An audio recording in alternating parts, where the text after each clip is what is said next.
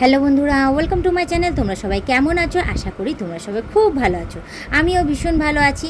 তো এই দেখতেই পাচ্ছ যে সকাল সকাল আমি ঘুম থেকে উঠে গেছি। উঠেই আমি সংসারের যাবতীয় কাজকর্ম আমি সেরে নিচ্ছি। সেরে নিয়ে আমি স্নান করে ফ্রেশ হয়ে সুন্দরভাবে সেজে গুজে শাড়ি পরে আজকে চলে এসেছি আমি ঠাকুর পরিষ্কার করতে। তো যাই হোক, পরিবারের সকলের কাজ যেমন আমি সুন্দরভাবে করি, তেমনি আমি আমার ঠাকুরের সেবাটাও সুন্দরভাবে করি। কী বলো তো, পরিবারের সেবা করাটাও যেমন আমার কাজ, হ্যাঁ, সেগুলো একদম মন দিয়ে সুন্দর পরিষ্কার করে করা, খাওয়া দাওয়া দেওয়া সমস্ত কিছু যেমনি জরুরি হয়ে উঠেছে, সেমনি ঠাকুরের সেবা করাটাও আমার জরুরি হয়েই উঠেছে। তো যাই হোক, আজকে সকাল সকাল চলে এসেছি ঠাকুরের এখানটাতে পরিষ্কার করতে। তো দেখতেই পাচ্ছ ঠাকুরের এই জায়গাটা একদমই ছোট, যেহেতু আমি ছোট্ট ঘরে থাকি, তো ঠাকুরকেও রেখেছি একদম ছোট্ট জায়গার মধ্যেই। তো যাই হোক, মা লক্ষ্মী সহায় আছে বলে এইটুখানি জায়গার মধ্যে আমি ঠাকুর পাততে পেরেছি।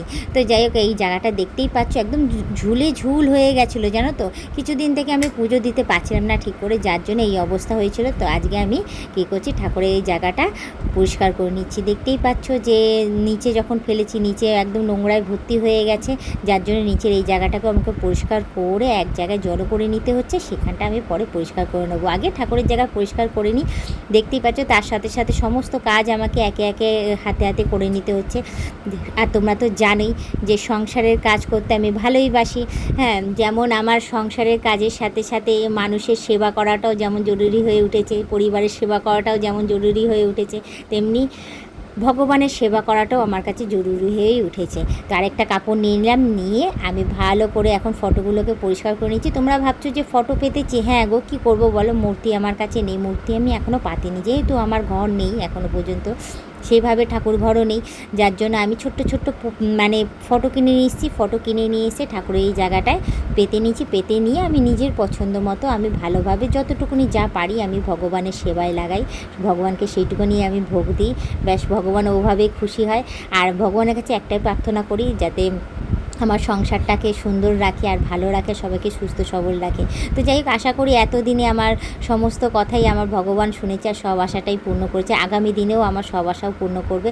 যেমন তোমরা আমার পাশে রয়েছে, আমাকে সাপোর্ট করে যাচ্ছ, আগামী দিনে তো সেমনি তোমরাও এভাবেই আমাকে সাপোর্ট করে যেও, যাতে আমি এভাবেই সুন্দরভাবে সংসার চালাতে পারি আর সুন্দরভাবে ভগবানের সেবা করতে পারি আর ভগবানের কাছে প্রার্থনা করতে পারি, যাতে তোমরাও সুস্থ সবল থেকো, ভালো থেকো, তোমরাও যাতে আমার মতনই সংসারটাকে সুন্দরভাবে গুছিয়ে নিতে পারো আর সুন্দরভাবে চালাতে পারো।